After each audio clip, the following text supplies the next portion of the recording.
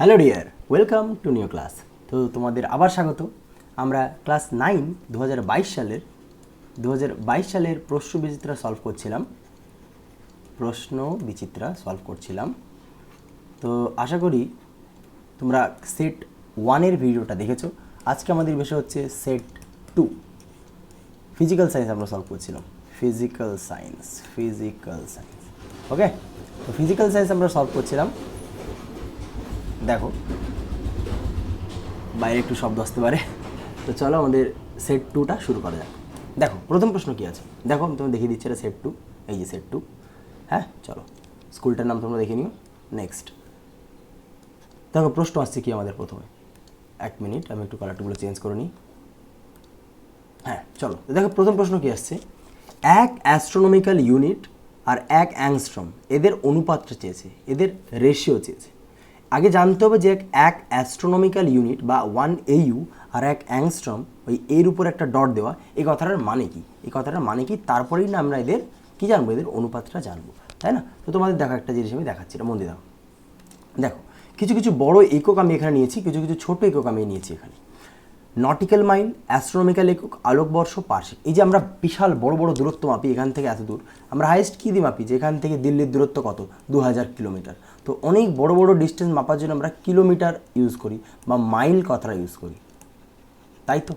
কিন্তু অনেক বড় বড় একক, যেমন সূর্য থেকে পৃথিবীর দূরত্ব, তখন আমরা বারবার এই সূর্য থেকে পৃথিবীতে চলো কিলোমিটার তো মাপা যাবে বা যায়, কিন্তু আরও অনেক দূরে দূরে আমাদের বিশাল বড় গ্যালাক্সি, বিশাল বড় যে ব্রহ্মাণ্ড, এর দূরত্ব মাপার জন্য আমরা কী কী ইউজ করে থাকি, সেক্ষেত্রে আমরা ইউজ করি আলোকবর্ষ, পারসেক, তাই না, এইগুলো।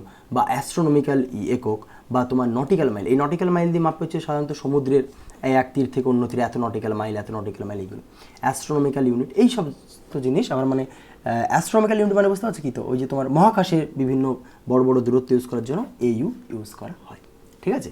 তো দেখো এক অ্যাস্ট্রোনমিক্যাল ইউনিট মানে দেওয়া আছে 1.496 ইন্টু 10⁻11 মিটার। এটা একদম মাথায় রাখো, এক অ্যাস্ট্রোনমিক্যাল ইউনিট মানে, চোখ বন্ধ করে একবার রিভিশন দেওয়ার সাথে, 1.496 ইন্টু 10⁻11 মিটার। এক অ্যাস্ট্রোনমিক্যাল ইউনিট মানে 1.496 ইন্টু 10⁻11 মিটার। আর অ্যাংস্ট্রম ঠিক একইভাবে খুব ছোটো ছোটো দৈর্ঘ্য মাপার জন্য আমরা ইউজ করি micron, angstrom, nanometre, fermi, etcetera. এগুলো দিয়ে কী মাপি, এই ধরো পরমাণুর ব্যাসার্ধ মাপছি, এই ধরো বিশাল ছোটো ছোটো অনুপরমাণুর দূরত্ব গ্যাপ বা এদের মধ্যে গ্যাপ, এই সমস্ত জিনিস মাপছি, তাই না। তো মাইক্রন দিয়ে, অ্যাংস্ট্রম দিয়ে। আমাদের কোশ্চেন বলেছে এক অ্যাস্ট্রোনমিক্যাল ইউনিট আর এক অ্যাংস্ট্রম, এদের অনুপাত কী। দেখো একটা অ্যাস্ট্রোনমিক্যাল ইউনিট মানে 1 AU, এটা মানে 1.496 ইন্টু 10⁻11। আরেকটা দেওয়া আছে এক অ্যাংস্ট্রম মানে 10⁻−10। এদেরকে ভাগ করতে বলেছে, অনুপাত মানে তো সেই ভাগই, তাই না। তো এটাকে তুমি ছাড়ো, এটাকে তুমি 1.496কে তুমি একই ধরো, তো আলটিমেটলি এটা নিয়ে আমাদের ডিল। তো এই -10টা যদি উপরে যায়, এই যদি উপরে যায় কী হবে, তাহলে আমরা প্রত্যেকে জানি, তাহলে হয়ে যাবে 10⁻+10। এটা থাকলো না তলায়, ঠিক আছে, এটা আমি মুছে দিচ্ছি। তো আলটিমেটলি এই দুটো যদি আমরা গুণ আকারে আছে, যদি প্রোডাক্ট করি এদেরকে, তাহলে এই 11 আর 10 অ্যাড হয়ে গিয়ে 10⁻21 হয়ে যাবে।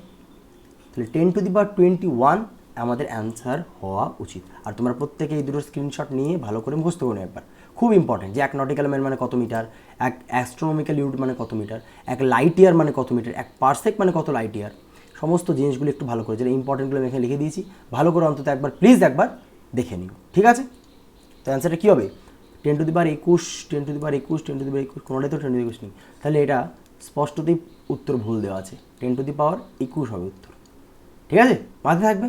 ওকে চলো নেক্সট, কোনটি মাত্রাহীন রাশি নয়। প্রশ্ন করেছে কোনটা মাত্রাহীন। আগে দেখি এই মাত্রাহীন রাশি নয়, তাহলে মাত্রাহীন কারা কারা। আপেক্ষিক গুরুত্ব জানি মাত্রাহীন, পারমাণবিক গুরুত্ব মাত্রাহীন, কারণ এগুলো দুটোই ভরের অনুপাত, এটাও দুটো ভরের অনুপাত, আর দ্রাব্যতার তো কোনো মাত্রা নেই। তার মানে মাত্রাহীন কারা কারা, এ মাত্রাহীন, এও মাত্রাহীন। কিন্তু এরা প্রশ্ন করেছে কারা মাত্রাহীন নয়, কে মাত্রাহীন নয়, একমাত্র এ মাত্রাহীন নয়। এর নাম কি, ভরবেগ। ভরবেগ কিন্তু মাত্রা আছে, তাই তো, ভরবেগের মাত্রা আছে, অ্যান্সার এটা হবে। তাহলে ভরবেগের কী মাত্রা একবার আমরা চলো ট্রাই করা যাক। এক মিনিট আমি একটু বুঝে নিই তাড়াতাড়ি। ওকে, তো দেখো আসছে কি আমাদের ভরবেগ। কালার চেঞ্জ করি, সাদা কালার নেই, না হলুদ।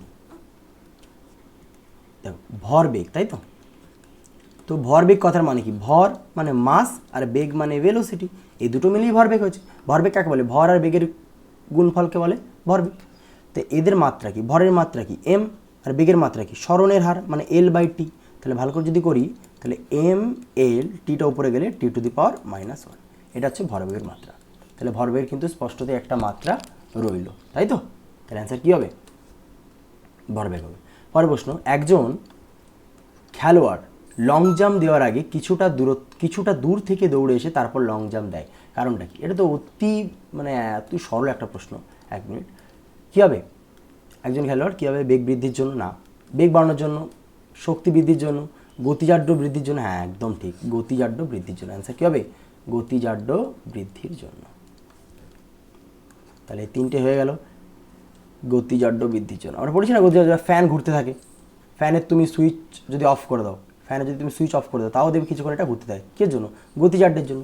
তাহলে একজন খেলোয়াড় লং জাম্প দেওয়ার আগে কিছুটা দূর থেকে কেন দৌড়ে আসে? যাতে তার গতিজাড্য বৃদ্ধি পায় এবং সে বেশি দূর লাফিয়ে চলে যেতে পারে, তাই না?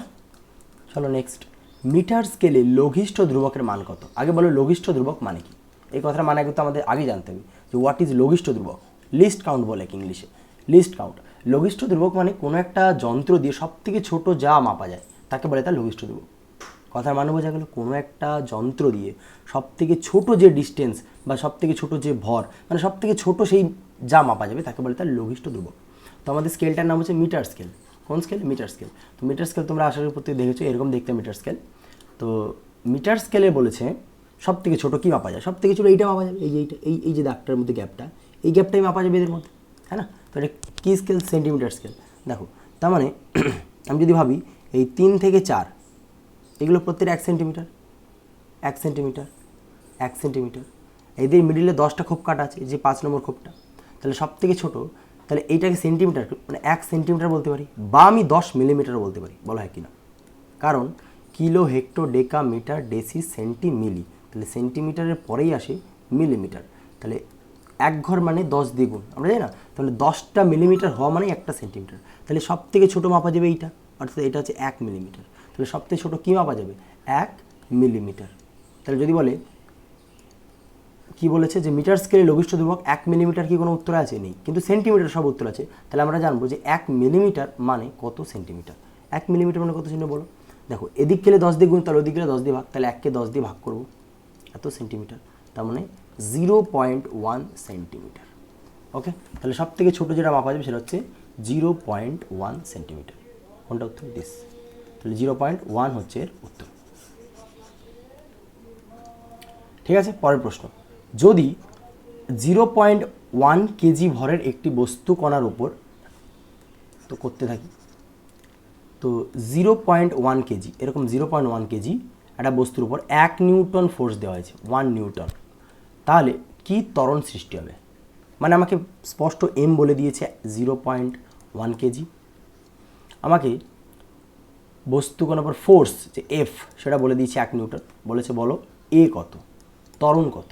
আমরা জানি F is equal two M A, তাহলে আমরা বলতে পারি এ মানে এফ বাই এম। নিউটনের দ্বিতীয় সূত্র থেকে আমরা জানতে পারি যে ফোর্স মানে এম এ, তাহলে এ মানে এফ বাই এম। এফ আমরা জানি 1, এম জানি 0.1, তাহলে এই 0.1টা এটা যদি তুলে দিই উপরে 10 হচ্ছে, তাহলে 10, অ্যান্সার কত হবে? 10 মিটার পার সেকেন্ড স্কোয়ার। যেহেতু সব এসআইতে আছে তাহলে অ্যান্সার হবে 10 মিটার পার সেকেন্ড স্কোয়ার। যেটা অ্যান্সার হবে সেটা metre per second square, metre per second square, এটা 10 কি 10 নেই তো, metre per second square, metre per কি, প্রত্যেকটা উত্তর আবার ভুল দিয়েছে। তাহলে এর অ্যান্সার কী হবে? এর অ্যান্সার হবে 10 metre per second. This is the right answer. তাহলে এখানেও কিন্তু উত্তরটা দেওয়া নেই ঠিকঠাক, তোমরা টুকে নিও ভালো করে, পজ করে নিও এক সময়। তাহলে এর অ্যান্সার আমি লিখে নিচ্ছি, কী হবে? এর অ্যান্সার হবে 10 মিটার পার সেকেন্ড স্কোয়ার, এই ত্বরণে চলবে। ঠিক আছে, নেক্সট, যে বৃত্তাকার পথে নিউক্লিয়াসকে ঘিরে ইলেকট্রনগুলি আবর্তন করে, যে বৃত্তাকার পথে নিউক্লিয়াসকে ঘিরে এই যে ইলেকট্রনগুলো আবর্তন করছে, এগুলো তাদের কী কক্ষপথ? তাদের পার্মানেন্ট কক্ষপথ বা স্থায়ী কক্ষপথ। ঠিক আছে, 16টা প্রোটন, 18টা ইলেকট্রন ও 16টি নিউট্রন সমন্বিত আয়নটিকে শনাক্ত করো। এস মানে সালফার, সালফারের জানি আমরা 16 হয়, একটা মাইনাস দেওয়া এক্সট্রা, মানে ইলেকট্রন মানেই তো মাইনাস, তার মানে এর গায়ে এটা অ্যানায়ন, একটা এক্সট্রা ইলেকট্রন আছে। আমরা জানি যতগুলো প্রোটন থাকে ততগুলো ইলেকট্রনও থাকে, তার মানে বোঝাচ্ছে এর 17টা ইলেকট্রন, 16টা একটা এক্সট্রা, এবং 17টা ইলেকট্রন। এরা কি বলেছে 17টা ইলেকট্রন, না বলছে 18টা, তাহলে এটা হবে না। নেক্সট, ফসফরাসের কত হয়? 15। ফসফরাসের হয় তোমার 15, 3টে মাইনাস মানে আরও 3টে এক্সট্রা আছে, তাহলে ফসফরাসের 15, 16, 17, 18। হ্যাঁ, ফসফরাসে 18টা ইলেকট্রন, ঠিক আছে, ইলেকট্রনের কনসেপ্টটা ঠিক আছে, বাট 16টা প্রোটন তো ফসফরাসে থাকে না, ফসফরাসে 15টা থাকে, তাহলে এই জন্য কিন্তু ওই হিসাবে এটাও ভুল হলো। নেক্সট, এবার দেখো সালফারের এখানে এ দিয়ে এখানে -2 দিয়েছে, সালফারের 16 হয়, দুটো অ্যাড থাকলে 18 হচ্ছে, ঠিক আছে না, 18টা ইলেকট্রন হচ্ছে, বাট 16টা প্রোটন। এইটা এখানে কি 16 লেখা আছে? 16 থাকলে বুঝতাম 16টা প্রোটন আছে, এখানে লেখা আছে এ, তার মানে এ খারাপ প্রোটন আছে, তবে এটা তো কোনোভাবেই হচ্ছে না। অ্যান্সার কোনটা ঠিক? এটা হচ্ছে না কোনোভাবেই, অ্যান্সার হচ্ছে দিস, S-2, ঠিক আছে। নেক্সট দেখো যে ইলেকট্রনকে প্রকাশ করা হয় কী দ্বারা, এটা মনে রাখার জিনিস, যে ইলেকট্রনকে প্রকাশ করা হয় -1, 0 এটা দ্বারা, মনে থাকবে, ইলেকট্রন প্রকাশ করে -1, 0, এটাকে ইলেকট্রনকে প্রকাশ করে। আর হাইড্রোজেন দ্বারা প্রোটনকে, ওরা সবাই জানো তোমরা। লিটারের সংজ্ঞায়, পরের প্রশ্ন, তাহলে আমি সেকশন বিতে চলে এসেছি। সেকশন বিতে কী বলেছে দেখো, লিটারের সংজ্ঞায় ড্যাশ কেলভিন উষ্ণতার উল্লেখ করা হয়। আমরা জানি লিটারের সংজ্ঞায় 4 ডিগ্রি সেলসিয়াস এর উল্লেখ করা হয়, 4 ডিগ্রি সেলসিয়াস, কিন্তু এরা চেয়েছে কেলভিন। আমরা জানি সেলসিয়াস থেকে কেলভিন করতে গেলে জাস্ট 273-এর সঙ্গে তুমি যোগ করে দাও, তাহলে কেলভিন হয়ে যাবে, মনে থাকবে। তাহলে কত হচ্ছে? 277 কেলভিন, 277 কেলভিন, 277 এত কেলভিন উষ্ণতার উল্লেখ করতে হবে। কেন করতে হবে? কারণ যদি সব থেকে আমরা জানি 4 ডিগ্রি সেলসিয়াসে জলের ঘনত্ব সব থেকে বেশি হয়, সর্বাধিক হয়। জলের ঘনত্ব কোন টেম্পারেচারে সবচেয়ে বেশি? 4 ডিগ্রি সেলসিয়াসে, তাই তো। আর আমরা জানি ঘনত্ব মানে ভর বাই আয়তন, মাস বাই ভলিউম। তাহলে ভলিউম বা আয়তন, লিটার দিয়ে আমরা কী মাপি? আয়তনই তো মাপি। আয়তন চেঞ্জ হবে যদি তার ডেন্সিটি চেঞ্জ হয়ে থাকে। 4 ডিগ্রি সেলসিয়াসের ডেন্সিটি সবচেয়ে বেশি, তার মানে টেম্পারেচার যদি কমে যায় বা বেড়ে যায়, ডেন্সিটি চেঞ্জ হবে, আর ডেন্সিটি চেঞ্জ হওয়া মানে আয়তনে চেঞ্জ হওয়া। তাহলে আমরা চাইছি ঠিকঠাক সংজ্ঞা দিচ্ছি, মানে একদম পারফেক্ট অ্যান্সার চাই, তাহলে ওই জন্য আমরা 4 ডিগ্রিকে একদম মিডিয়াম হিসেবে, মানে একদম একে আপেক্ষিকভাবে 4 ডিগ্রি সেলসিয়াসকে ধরছি। তাহলে ওই জন্য লিটারের সংজ্ঞায় 4 ডিগ্রি সেলসিয়াস বলাটা খুব ইম্পর্টেন্ট একটা কথা, বা 4 ডিগ্রি সেলসিয়াসও বলতে পারো, বা 277 কেলভিনও বলতে পারো, ঠিক আছে।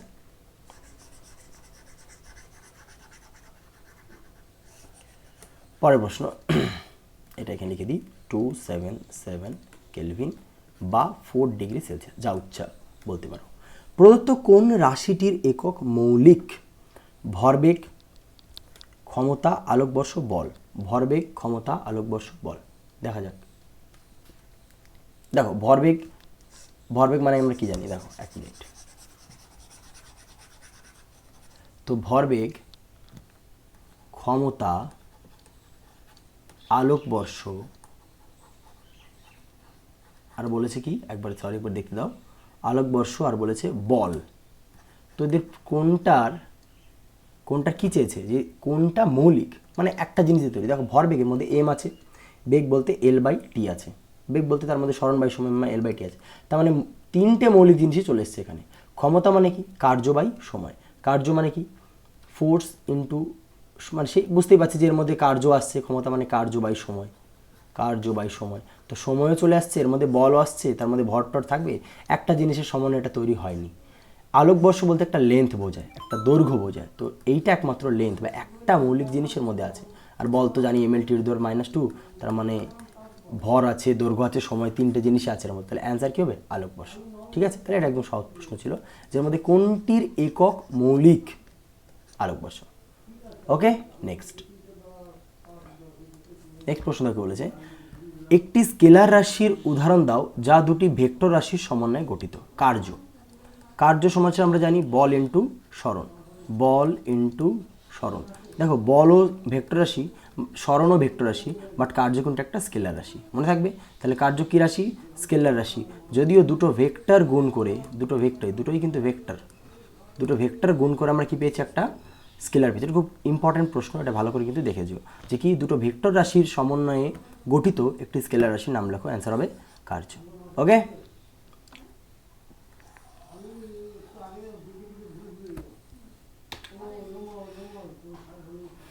নেক্সট পরের প্রশ্ন, তাহলে এটা অ্যান্সার কী হবে? 1 মিনিট, তাহলে এর অ্যান্সার হচ্ছে কার্য। কী হবে অ্যান্সার? কার্য। পরের প্রশ্ন, পারস্পরিক, ভালো করে একবার পড়বো কিন্তু, পারস্পরিক ক্রিয়া প্রতিক্রিয়ার ফলে যদি বস্তুদ্বয় পরস্পর থেকে দূরে সরে যায় তবে ওই ক্রিয়া প্রতিক্রিয়া বলকে ঘর্ষণ, আরে ভাই ঘর্ষণ বল কী করে বলে ওকে? ঘর্ষণ বল থোড়ি না ওকে বলে, মিথ্যা, কী সব উল্টোপাল্টা কথা বলে। পরের প্রশ্ন বলেছে 1 কেজি ওয়েট বল কত ডাইন? এইটা ভালো প্রশ্ন, চলো এটা একটু বুঝে করা যাক। মুছে নিই 1 মিনিট,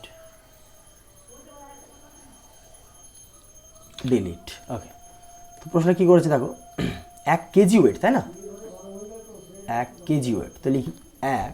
দেখো আমরা বল, এই যে বল বলি না, বলে আমরা নর্মাল দুভাবে একক মাপবো। একটা হচ্ছে ওর পরম একক, যেটা আমরা নর্মাল মেপে চলি, পরম একক। এই যে সিজিএস এসআইতে মাপি না, সিজিএস একক, এসআই একক। আরেকটা একক হয় অভিকর্ষীয় একক। অভিকর্ষীয় মানে দীর্ঘিকার হয় মনে হয়, যাই হোক, অভিকর্ষীয় একক। এইটারও মাপার সিজিএস আছে, এসআই আছে, এরও সিজিএস এসআই আছে। তবে দেখো তাহলে কি বললাম, বল মাপার দু রকম একক আছে, একটা পরম একক আর একটা হচ্ছে অভিকর্ষীয় একক। মানে এই যে মানে কোনো বল, কোনো পৃথিবীতে মাটির উপর কি, পৃথিবী তাকে কি বল দিয়ে টানছে, এই সমস্ত জিনিস, ঠিক আছে? তো সিজিএস একক জানি আমরা ডাইন, DYN ডাইন, আর এসআইতে আমরা জানি নিউটন। এটাই বলের সিম্পল একক। যদি বল তোমাকে বলে বলের এসআই একক কি, তুমি বলবে নিউটন, বলের সিজিএস কি, তুমি বলবে ডাইন। বাট অভিকর্ষীয় একক যদি চায়, গ্র্যাভিটেশনাল ইউনিট যদি চায়, তখন কী বলবে? দেখো এরও সিজিএস হয়, এসআই হয়। সিজিএস হয় এর গ্রাম ওয়েট বা গ্রাম ফোর্সও বলে একে, মানে থাকবে গ্রাম ওয়েটও বলে, গ্রাম ফোর্সও বলে। আর এসআইতে সেম ঠিক উল্টো, কিলোগ্রাম ওয়েট বা কিলোগ্রাম ফোর্স, ঠিক আছে? তো এবার আমাদের চাই কি, আমাদের যেটা প্রশ্ন এটা চাইবে ডাইন আর নিউটনের মধ্যে কী সম্পর্ক। 1 নিউটন মানে আমরা জানি 10⁵ ডাইন।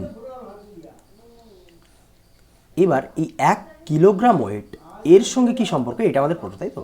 যে 1 কেজি ওয়েট মানে মনে রাখবে কি, 1 কেজি ওয়েট মানে 9.8 নিউটন, আর 1 গ্রাম ওয়েট বা গ্রাম ফোর্স এটা মানে হচ্ছে 981 ডাইন। এবার এই কথাটার মানেটা একটু ভালো করে বোঝার চেষ্টা করছি। কি 1 কেজি ওয়েট মানে কি? কেজি ওয়েট মানে হচ্ছে পৃথিবী 1 কেজি ভরের বস্তুকে কোন ওয়েটে বা কোন ফোর্সে নিচের দিকে টানে। এই যে পৃথিবী যদি এখানে কোনো 1 কেজি বস্তু রাখে, পৃথিবী সেন্টারে তাকে একটা টানবে, তো যে ফোর্স দিয়ে টানবে সেটা হচ্ছে 9.8 নিউটন। আর সেখানে যদি 1 গ্রাম রাখো, তাকে 981 ডাইন বল দিয়ে টানবে। ঠিক আছে, কথার মানে বোঝা গেল? যদি পরীক্ষায় কোশ্চেন আছে, যদি 1 গ্রাম ভার, এটাকে বলে গ্রাম ভার, 1 গ্রাম ভার বা কিলোগ্রাম ভার, কিলোগ্রাম ভার বলতে কি বোঝো, তখন বলবে 1 কেজি ভরের বস্তুকে পৃথিবী যে বল দিয়ে নিচের দিক টানে তাকে বলে 1 কিলোগ্রাম ভার, এবং সেটা হলো 9.8 নিউটন। উল্টোটা একটু ভালো করে ডাইনেটাও তুমি আশা করি বলে দিতে পারবে, তাই তো? আশা করি বুঝতে পেরেছো। তাহলে এটা কী হবে, কত ডাইনের সমান? দেখো এটা কত, 1 কেজি ওয়েট মানে কি বললাম, 9.8 নিউটন। এবার নিউটন থেকে ডাইন করতে গেলে কী করতে হবে, 10⁵ দিয়ে গুণ করে দিলে কিন্তু ডাইন বেরিয়ে যাবে। তাহলে এত ডাইন, বোঝা গেল? ভালো করে আবার নিজে নিজে বুঝে একবার করে ফেলো। ওকে, পরের প্রশ্ন দেখা যাক কী বলেছে। বৃত্তীয় গতিতে ঘূর্ণাক্ষ বস্তুর ড্যাশ থাকে। দেখো এই প্রশ্ন আমি আগেও সত্যি দেখলাম, কিন্তু দেখে আমার কিছুতেই আমি অ্যান্সার বুঝতে পারছি না যে কী বলতে চাইছে এরা। বৃত্তীয় গতিতে ঘূর্ণাক্ষ বস্তুর ড্যাশ থাকে, তো অনেক রকম উত্তর হতে পারে। তা আমার মাথায় এটা আসছে না যে কী অ্যান্সার হবে। তো তোমরা যদি কেউ জেনে থাকো তাহলে কমেন্ট বক্সে জানাও। এই কোশ্চেনের মানে হয়তো কোনো কমা হবে বা কিছু একটা বোঝাতে চাইছে, আমি সেটা বুঝতে পারছি না। তোমরা যদি কেউ জেনে থাকো তাহলে প্লিজ আমাকে অ্যান্সারটা কমেন্টে জানিও। ওকে, তো পরের প্রশ্ন চলে যাই আমরা। তো এটা আমরা একটা গোল দিয়ে রাখি, যেটা আমরা ব্যর্থ। নিষ্ক্রিয় মৌল হিলিয়াম পরমাণু সর্ববহিস্থ কক্ষে 8টি ইলেকট্রন থাকে, তাই নাকি? হিলিয়াম তো 2 নম্বরে, প্রথমে হাইড্রোজেন, পরেই পরে হিলিয়াম, 1 নম্বর 2 নম্বর। এই হিলিয়ামের 2 নম্বরে পড়ে মানে 2টো ইলেকট্রন হাইস্ট থাকবে। এরা 8টা ইলেকট্রন থাকে মানে কি উল্টো পাল্টা, মানে মিথ্যে কথা একদম শেষ। তাহলে কী হবে অ্যান্সার? মিথ্যে। পরের প্রশ্ন দেখো, বলেছে অ্যালুমিনিয়ামের ইলেকট্রন বিন্যাস, তাই তো? অ্যালুমিনিয়াম কয় নম্বর পড়েছে? 13 নম্বরে। ইলেকট্রন বিন্যাস কী হবে? প্রথম কক্ষপথে অর্থাৎ কে কক্ষপথে 2টো, এল কক্ষপথে 8টা, 2 আর 8 হয়ে গেল 10, এম কক্ষপথে 3টে, ব্যাস হয়ে গেল। কী করে? আমরা জানি কোনো নিউক্লিয়াসের বাইরে যেটা থাকে তাকে বলে, প্রথমটাকে বলে কে কক্ষপথ, পরেরটাকে বলে এল কক্ষপথ, তারপরেরটাকে বলে এম কক্ষপথ, এরকম চলতে থাকে। তো প্রথম কক্ষপথে হাইয়েস্ট কটা ধরতে পারে? 2টো, পরেরটাতে 8টা, 1 2 3 4 5 6 7 8। কোন ফর্মুলা অনুযায়ী যেগুলো হয়? 2n²। এই ফর্মুলা অনুযায়ী কিন্তু এগুলো হয়, যে কোন কক্ষপথে কোনটা হয়।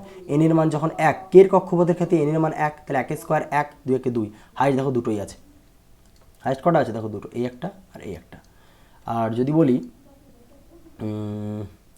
2n², যদি এল কক্ষপথের কথা বলি তাহলে এল কক্ষপথে 2 হবে, কে এল 1 নম্বর, 2 নম্বর, 3 নম্বর। এন হচ্ছে মুখ্য কোয়ান্টাম সংখ্যা, এনকে আমরা বলছি কি মুখ্য কোয়ান্টাম সংখ্যা। যদি প্রথম কক্ষপথের ক্ষেত্রে এন এর মান 1, তাহলে 1² ইন্টু 2 মানে 2।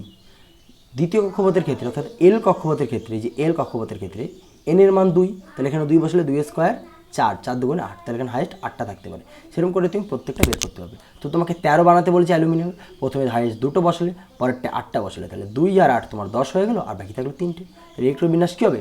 2, 8, 3। আশা করি এগুলো তোমরা প্রত্যেক ভালো মতো জানো এবং মন দিয়ে সেগুলো করো, তাই না? ওকে, পরের প্রশ্ন দেখো কী বলেছে, মন দিয়ে পড়ো, যে পরীক্ষামূলকভাবে কী বলেছে, পরীক্ষামূলকভাবে নিউট্রন আবিষ্কার করেন কোন বিজ্ঞানী? তাহলে এটা তো প্রত্যেকেই জানি, স্যাডউইক, তাই না? কেউ এটা স্যাডউইক কী করেন? স্যাডউইক, তাই না? নেক্সট দেখো পরের প্রশ্ন তোমাদের কী বলেছে,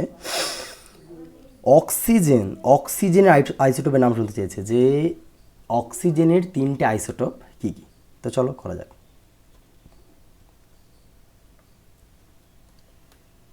কোথায় গেল অক্সিজেন? আমরা প্রত্যেকে জানি। আচ্ছা এখন ছোটো করে লিখে দিচ্ছি অক্সিজেনের আমরা নর্মালি কী জানি, 8 আইসোটোপ কাকে বলে? যার পারমাণবিক সংখ্যা সেম কিন্তু ভর সংখ্যা আলাদা। সেটা কত হয়? অক্সিজেনের 16 হয়, 17 হয়, 18 হয়। এই হলো অক্সিজেনের 3টে আইসোটোপ, ঠিক আছে? তাহলে অক্সিজেন আইসোটোপ 3টে কী কী? Oxygen 8-16, oxygen 8-17, oxygen 8-18। ওকে, বাহ। তাহলে খুব তাড়াতাড়ি আমরা কিন্তু সলভ, মানে এই চ্যাপ্টারটা গ্রুপ এ আর গ্রুপ বি তাড়াতাড়ি কিন্তু আমরা সলভ করলাম, ঠিক আছে? নেক্সট একটু পরেই তোমাদের, বা একদিন পরেই তোমাদের দ্বিতীয় মানে সেট 3-র ভিডিওটা কিন্তু চলে আসবে। ওকে, তো ঠিক আছে, ততক্ষণ তোমরা মন দিয়ে পড়াশোনা করো, নেক্সট ভিডিওর জন্য অপেক্ষা করো। Thank you so much.